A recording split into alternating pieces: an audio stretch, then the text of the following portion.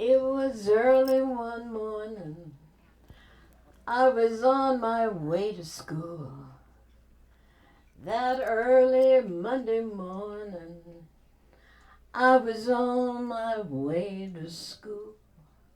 That early Monday morning, when I broke my mother's rule. Bye-bye, cherry. Bye-bye, cherry, bye-bye. I don't think Grace will be a bummer tonight. I think it'll be a lot of fun. She's lived the life that we've all dreamt about living. And hopefully, and she'll answer questions. She'll answer questions, so we'll have fun. So enjoy your dinner. And as soon as we're ready, we'll have the lady up to speak to you. So enjoy and thank you for coming. Yeah. Yeah, they would try out. You can afford, get some work on. What is he talking about? Not me. I don't like pain.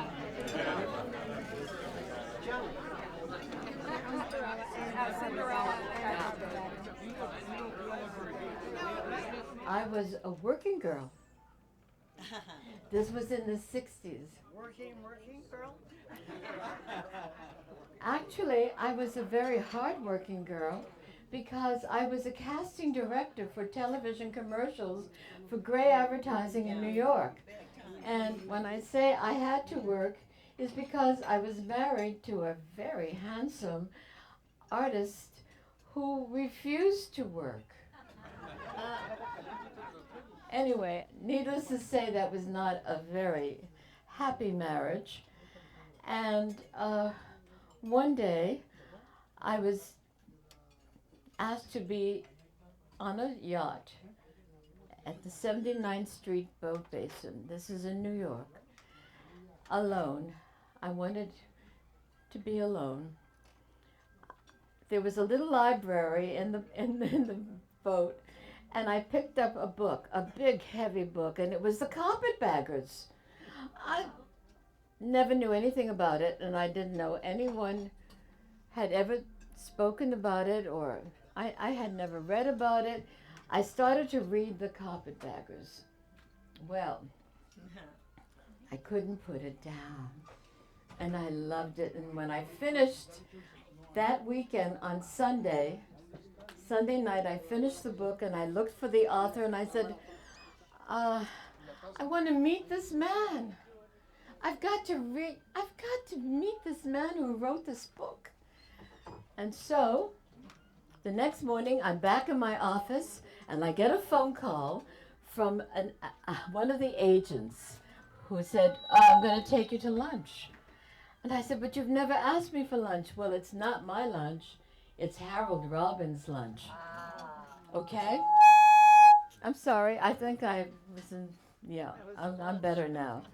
And do you know, that was the beginning of my Cinderella life, because he wooed me without making a move.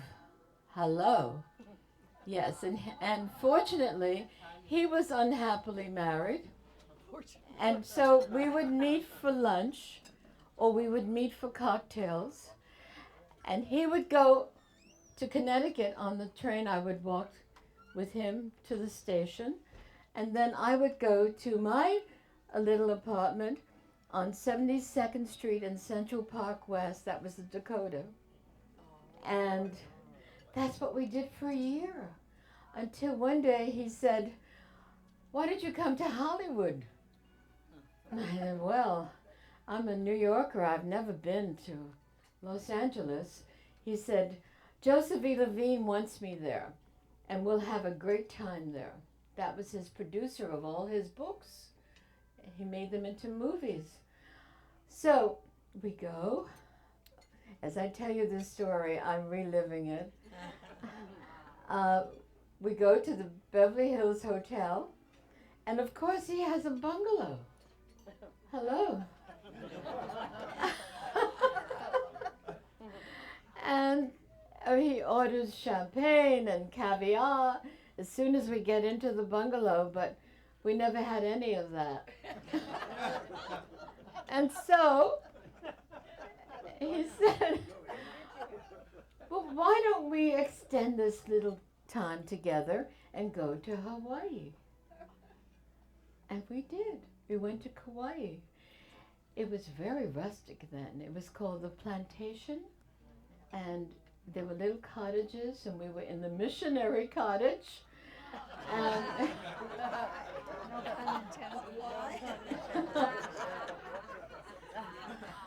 I don't have to tell you why. And so this was the beginning of my Cinderella story. We returned to New York. I'm supposed to go back to my handsome, non-working artist husband, and he's supposed to go to Connecticut, and we don't. He said, where are you going? I said, I guess I'm going home. He said, no, come on. We're gonna live the rest of our lives together. And that's what we did. I had the most wonderful experiences because of Harold Robbins. And I want you to know something. If you think that everything that is wonderful is going to stay like that, it doesn't. Unfortunately. But I never thought that. I thought, oh, this is going to be forever.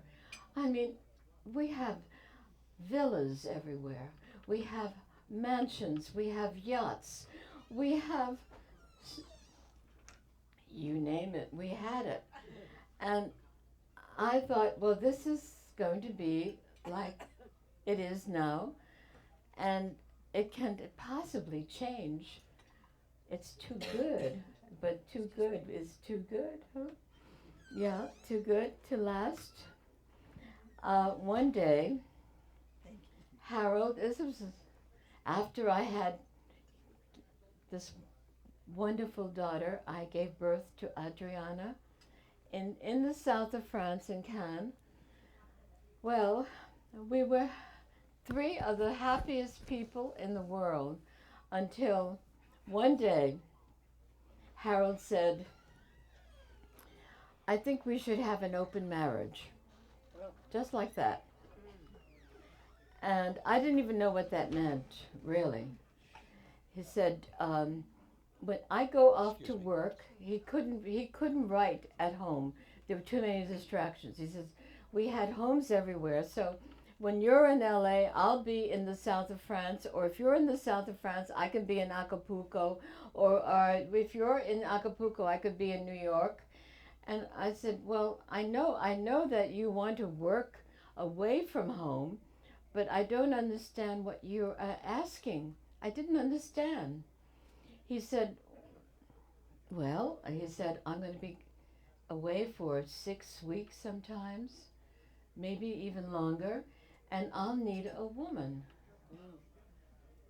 And then I understood.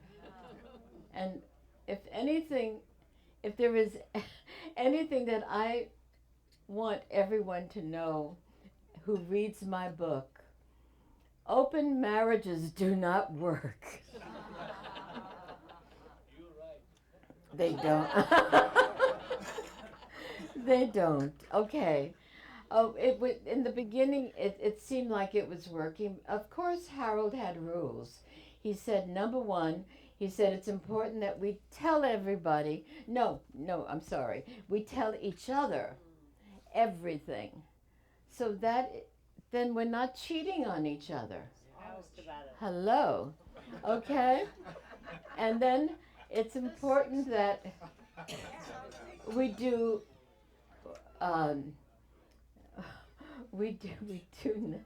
no star. In other words, no celebrities, no one in our social area, and no long-term affairs. So, where does that leave you? I don't know. It leaves you him having fun and dumbfounded. Were you allowed to do what he was allowed to do? Exactly. He said, you can do the same. but I didn't care to really. Well, And then I realized that he was breaking all the rules. Hello? I mean, he was going with this Angelique, this French actress. Hello?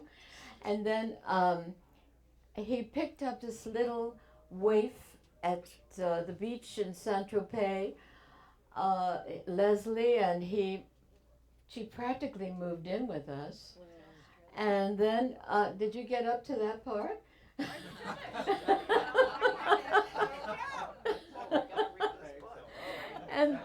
and so I thought, well, I don't know. I think if something comes my way, I'm not going to refuse it. good girl.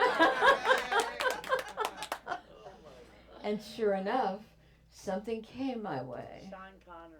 Hello.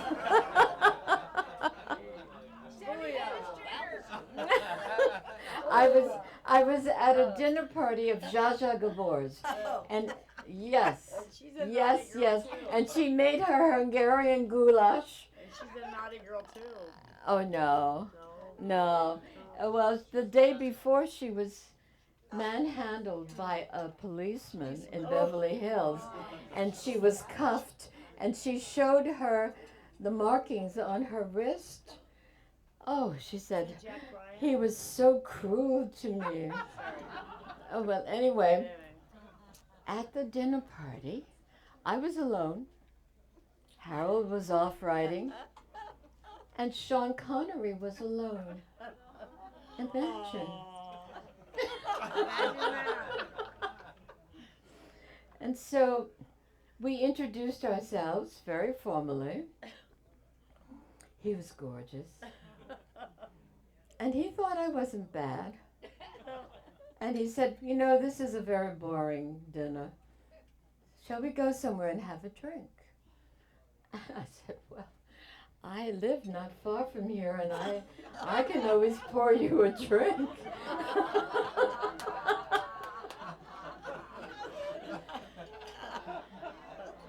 Well, I can tell you, I was shaken and stirred.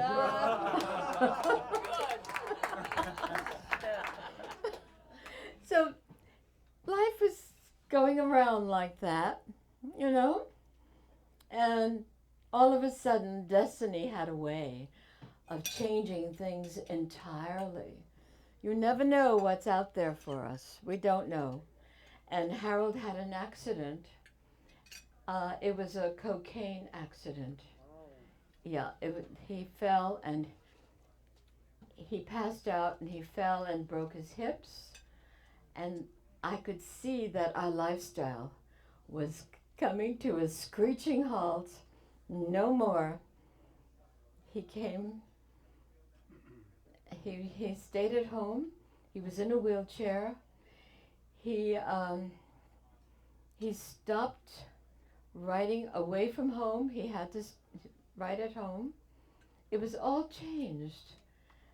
And I realized that he needed a lot of help. A lot. He needed like 23 pills a day, and at certain times of the day. And my assistant, Jan, said, well, you know, Mrs. Robbins, I can help you with that. And so she helped me. And then she helped herself to him. And that's what we did for quite some time, until it was time to sort of, I'm afraid the word is end it. I don't like that word, but things can't continue that way. And I hope that when you read my book, you'll see that it all did end. It was right for all of us, Harold and Jan and me and Adriana, and thank you. I'm so thrilled that I was able to really finally get this book out. It took 20 years.